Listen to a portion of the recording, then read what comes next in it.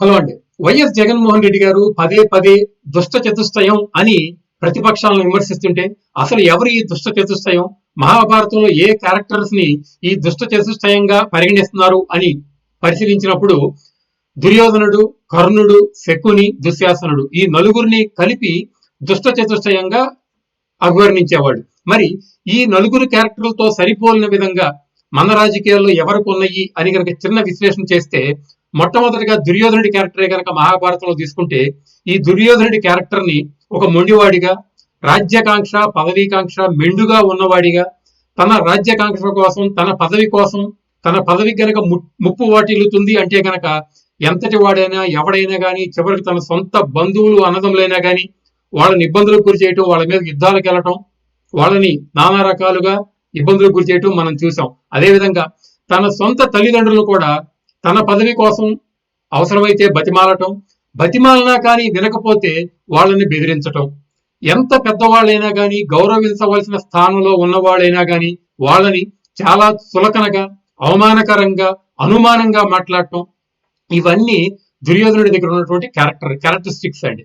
మరి మన రాజకీయాల్లో ఇలాంటి నాయకుడు ఎవరు అని కనుక ఆలోచిస్తే ఎవరు అబద్ధాలతో మోసాలతో రాజకీయాల్లో పదవి పొందారు, ఎవరు ప్రత్యర్థి పార్టీల మీద అబద్ధాలు చెప్పి తాము అధికారంలోకి వచ్చిన తర్వాత మేం చెప్పినవన్నీ అబద్ధాలే అని ఒప్పుకున్నారు, ఎవరు తన పదవి కోసం తన పదవికి ఇబ్బంది కలుగుతుందంటే సింపతి రాజకీయాలు చేయటం, కుట్రలు కుతంత్రాలతో కూడిన రాజకీయాలు చేయటం, ఇవన్నీ చేశారు, ఎవరు తనకు ఎదురు తిరిగినా తను చేస్తుంది తప్పు అని చెప్పినా గానీ వాళ్ళని జైల్లో పెట్టడమో, వాళ్ళ మీద దౌర్జన్యాలు చేయటమో, వాళ్ళని చంపటమో, వాళ్ళని ఇబ్బందులు పెట్టడమో ఇవన్నీ చేశారు అని కనుక గమనిస్తే దుర్యోధనుడికి సరిపోలిన క్యారెక్టర్ మన తెలుగు రాజకీయాల్లో ఎవరు అనేది ఇక్కడ అర్థమవుతుందండి. ఇక రెండో క్యారెక్టర్ శకుని.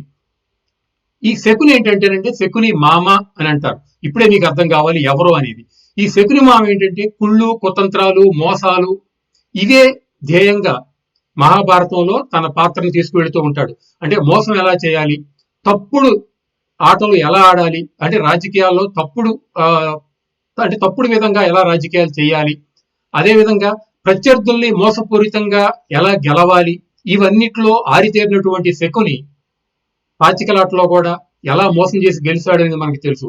మరి ఇలాంటిది మన తెలుగు రాజకీయాల్లో ఈ విధంగా మామ అని సంబోధింపబడుతూ ఎవరు కుళ్ళు కుతంత్రాలతో మోసపూర్వమైనటువంటి ప్రకటనలతో పైకి చెప్పడమేమో చాలా సాధువుగాను మృదు స్వభావిగాను ఇంతకంటే ఉత్తమమైన వాడు లేడని చెప్పే విధంగా, కానీ సలహాలు మాత్రం లేదు, తాను చేసినటువంటి లెక్కల విషయంలో కానీ అన్ని మోసాలే అనేది బాహ్య ప్రపంచానికి మొత్తం తెలుసు. మరి అలాంటి వాడు శకునితో మనం పోల్చుకోవచ్చు కదా. మరి మూడవ క్యారెక్టర్ కర్ణుడు.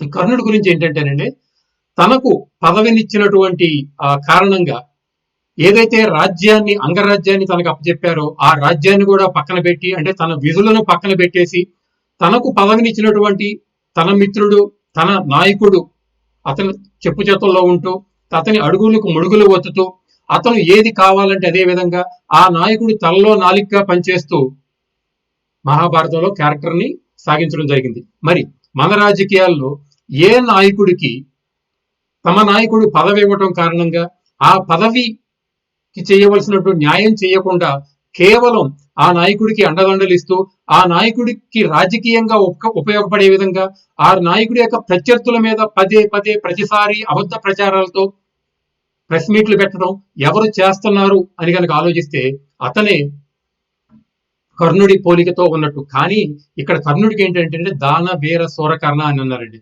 అయితే ఈ మన రాజకీయాల్లో ఉన్నటువంటి ఈ రాజకీయ కర్ణుడికి దానం, వీరం, సూరత్వం అలాంటివి ఏమి లేవండి.